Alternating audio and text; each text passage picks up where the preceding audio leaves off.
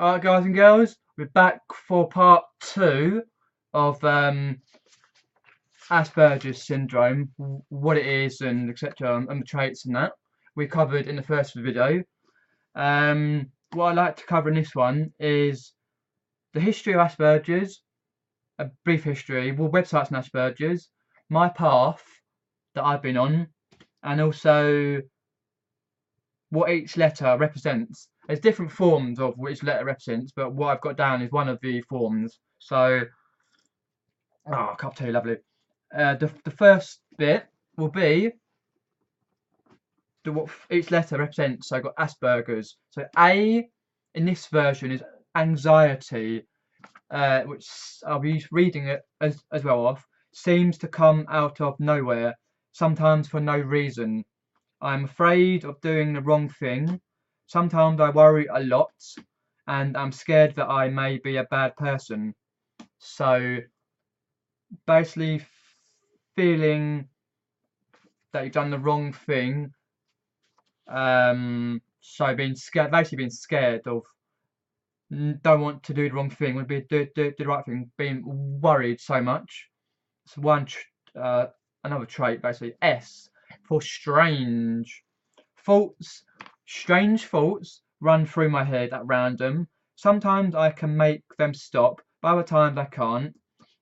I associate strange things, like the number 11 with white bread dipped into tomato sauce. And that bit's for an example. So this basically means, so you get thoughts into your head, either dreaming or when you're awake, that you can't shift.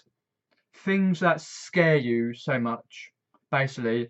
And P is for people. People don't understand me sometimes, and I'm afraid regular kids will never accept me. They don't think the way I do and don't understand me. That P for people is very, very, very important thing, which can make and break your life, pretty much.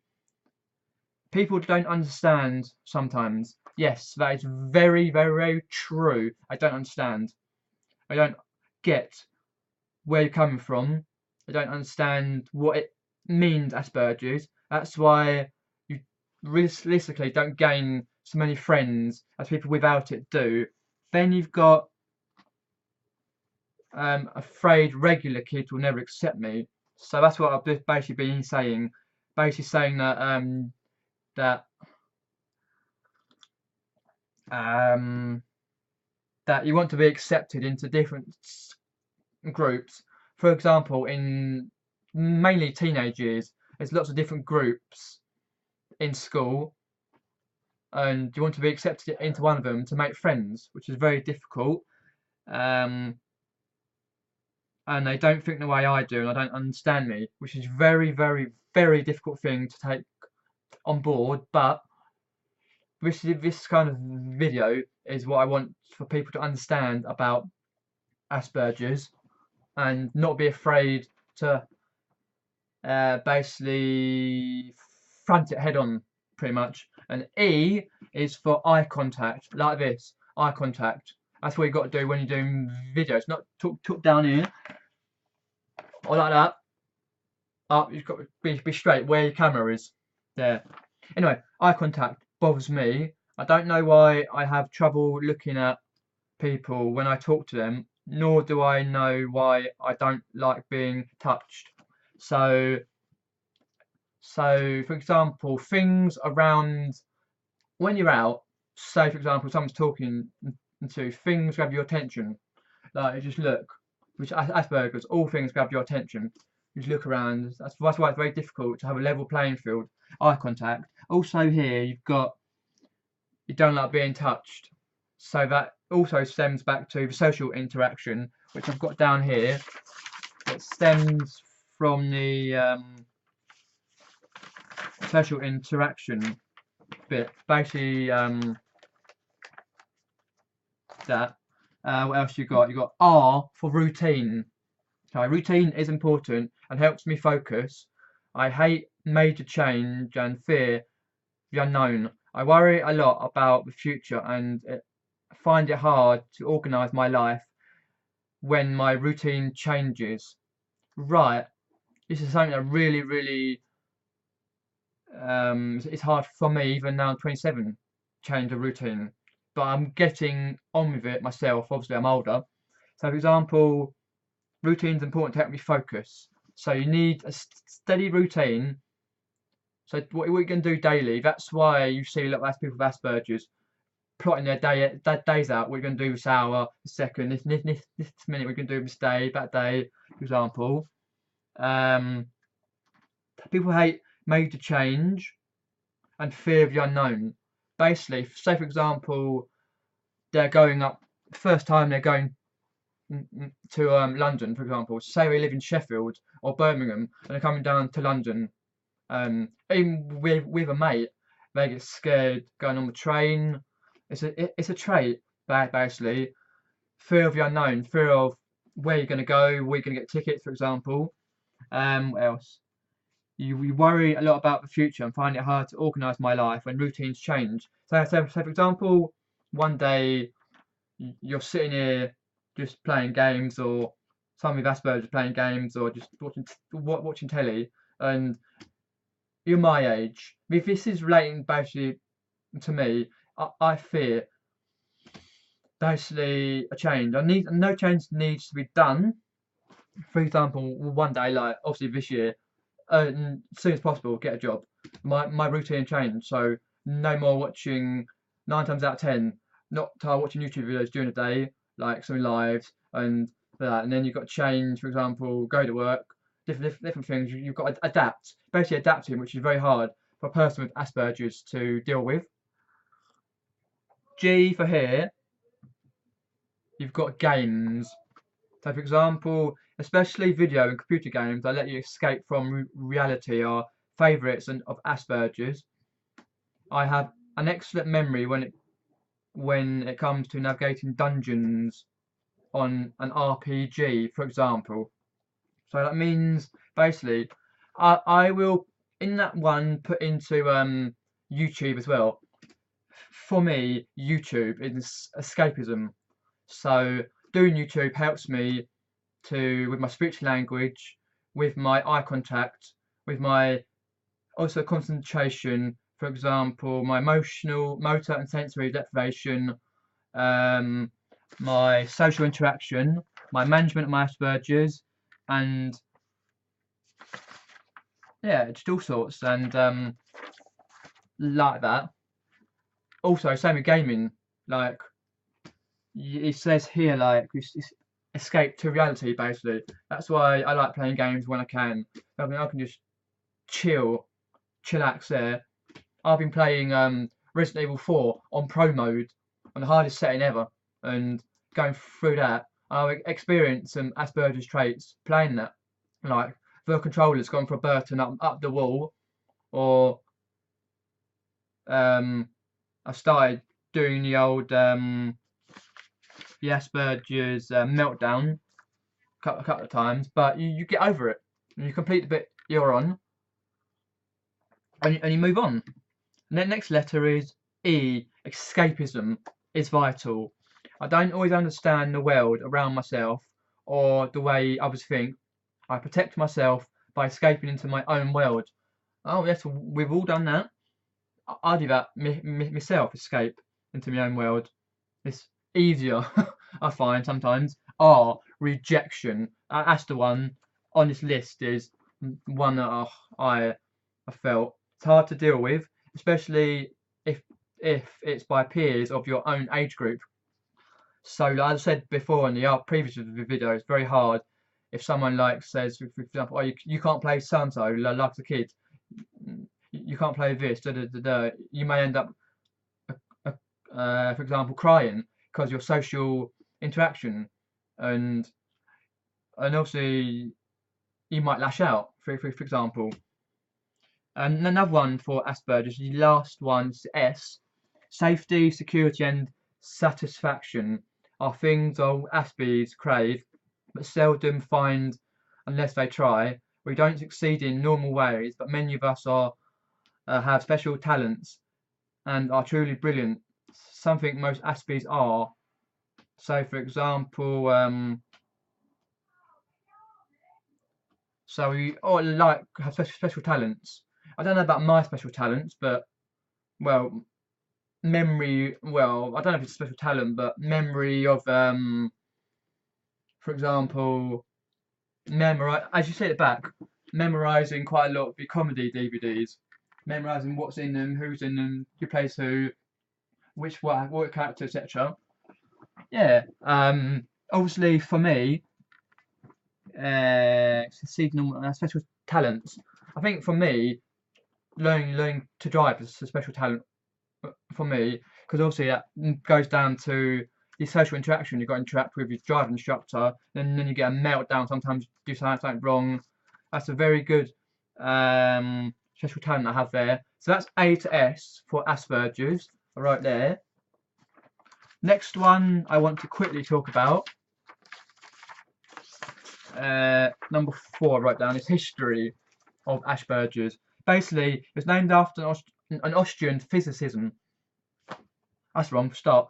I did it one again. Named after the Austrian pediatrician. There we go. Hans Asperger, who was born 1906 and died in 1980. As a child, Hans Asperger appeared to have some features of the very condition named after him, such as remoteness and talent in languages. There's a couple of websites I put down. You can find more history if you want to know about Asperger's, Hans Asperger's, and himself, and all from then till now, and how it got diagnosed in the 80s, etc., and stuff like that. But I would also now want to talk about a bit about me, for example, quick, not too long, but a bit about me, about my mild form of Asperger's, which I have. For example, just go and close the door a bit. There we go. My mild form of it, from child until now. I wasn't right. I wasn't diagnosed till I was 5 years old, right? Um,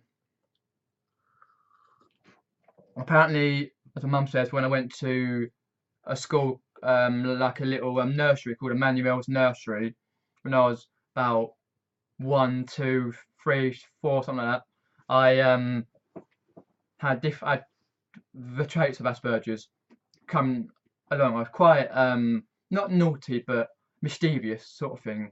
And then I transferred to Riverview C of E Primary School, which is not far from where I live, and that. And I found it quite hard to social interaction, for example, and that.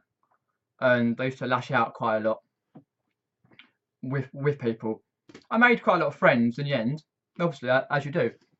And what happened was, one day, I'll just give you a brief bit. I was told by like the headmistress that like I'll be kicked out of school, for example, for the way I was. Luckily, I was diagnosed with Asperger's syndrome when I was about 6, something like that. And luckily, I was diagnosed and I wasn't kicked out, and I got treated. Well, not treated as you know, but helped and managed it, sort of thing. And I had to go to Bourne Clinic, which was back then. I think it was see a South Korean medical doctor and that.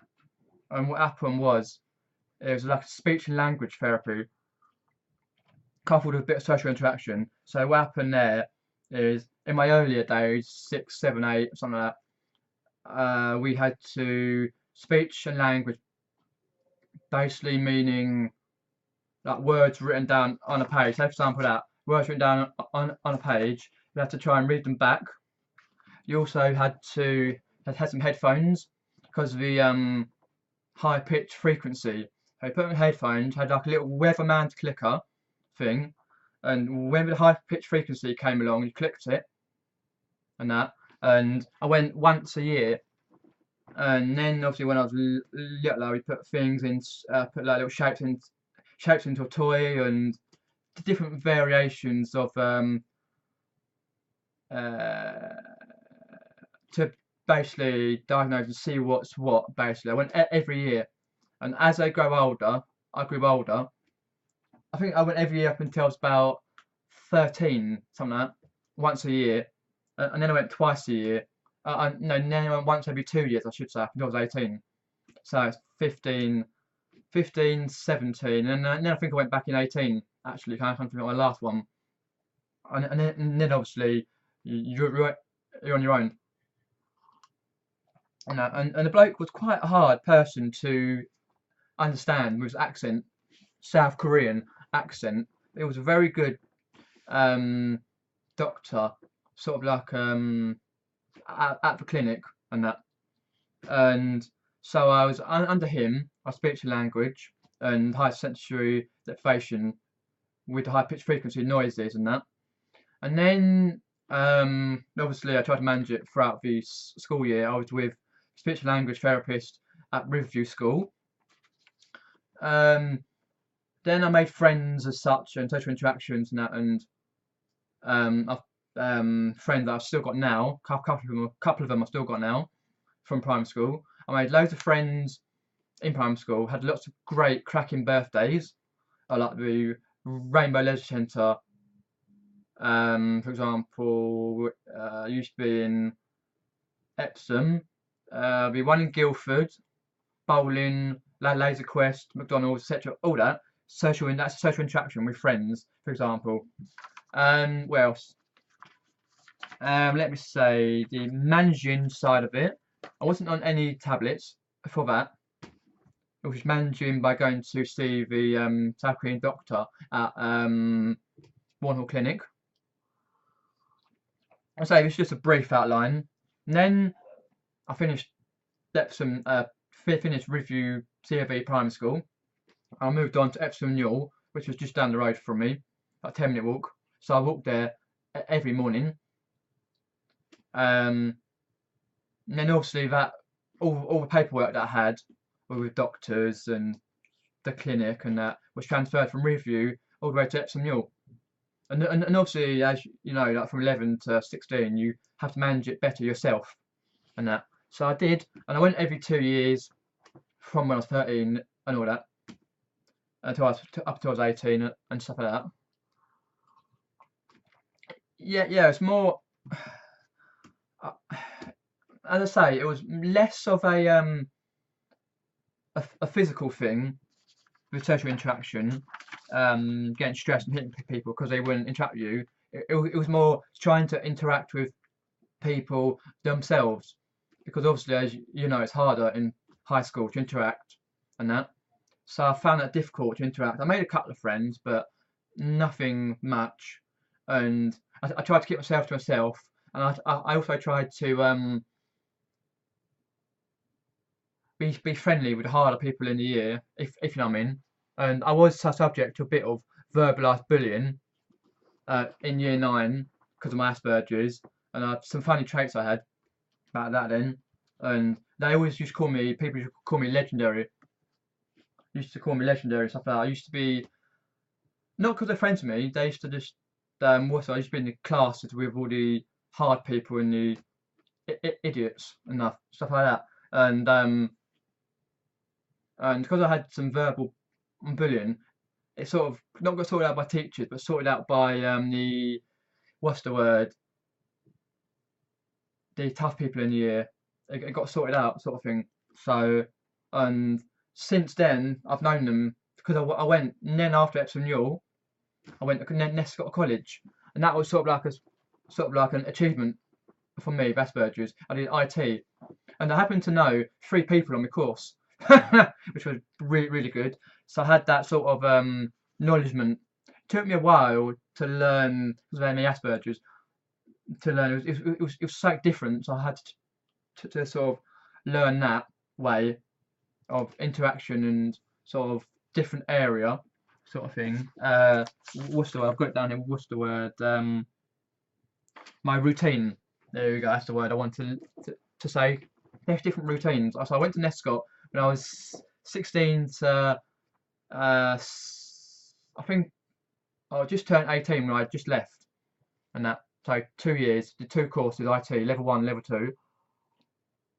And then you have to do English and maths and all that. Anyway, So I had a social interaction with that, which was good. I knew a few people, so it helped me a lot, and I think that did help me doing in college. It sort of calmed me down a bit, sort of thing. And then I did my driving lessons, sort of like that.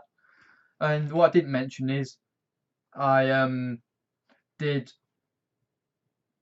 uh, from 4 years old up until about 16, I think.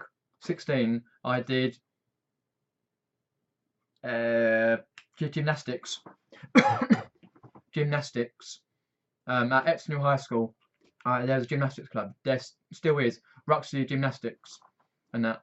And I did that for quite a long time. I got quite a few medals and that. And that for me was an achievement myself. It's social interaction, talking to people, managing the Aspergers, managing the behaviour side of it. It was really fun. Something that I did really like to do for that. That's what I didn't mention. Well, after college, I learnt to drive, which was a very big achievement for me. What else? Obviously the what's the word? The local doctors that I go to in your village. They've got records of my Asperger's and stuff like that. So and it's all good. And up to now, well, up till say like 19, 20, 21, 22, 23, 24, like used to go out social interacting when you used to go drinking. Like, yeah, fair enough, it's your teenage, your youth sort of thing, but I used to go out quite a lot and social interacting with mates, and I met people that I wouldn't normally meet anyway. I didn't do it for a drink. No, I did it for social interaction because I really wanted to meet people, and I did. I met some cracking mates, people I still talk to now. I met some awesome times. I know there's some bad times, but some awesome times, stuff like that.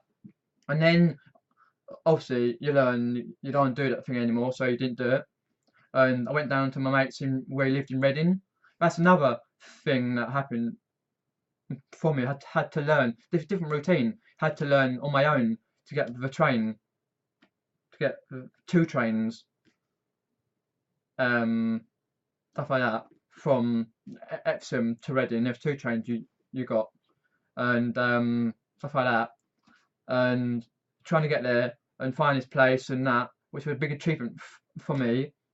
And then to now, which obviously, as you say, I'm on universal credit and all that, and because obviously Asperger's a recognised disability, so you get money for that, money on universal credit, etc.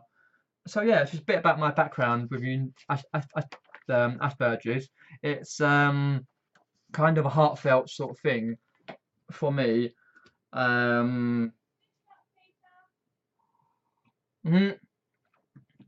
So yeah, heartfelt thing for me, and that. So yeah, pretty much.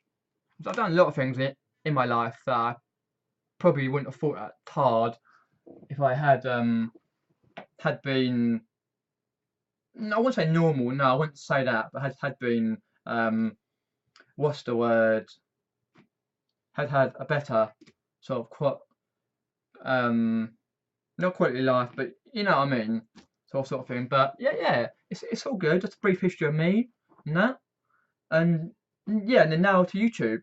YouTube really helps me with my interaction, um, with my speech language therapy, social interaction, talking to people. I know it's not like talking to people face to face, for example, but it really helps. It helps me just, what's the word? Just take myself out of myself, really. Say what I want to say, because that's what I felt all over the years. I couldn't say what I wanted to say because I didn't know how to express what I wanted to express. That's why I like to watch a load of DVDs, and you see at the back, and stuff like that. Yeah, so it's all good. And I'm obviously learning to bring up job people and stuff like that. Talk to people on phone, talk to people face to face and that. Yeah. So what I do now, just quickly, is I'll pop down below in the comments when it gets uploaded, probably later on tonight. because obviously I've got dinner in a second and that. Some websites on Aspergers. And I really hope this, and I know it's been 2 parts, it's been quite long-winded, but I really hope you learned something today on Aspergers, and you what's the word? You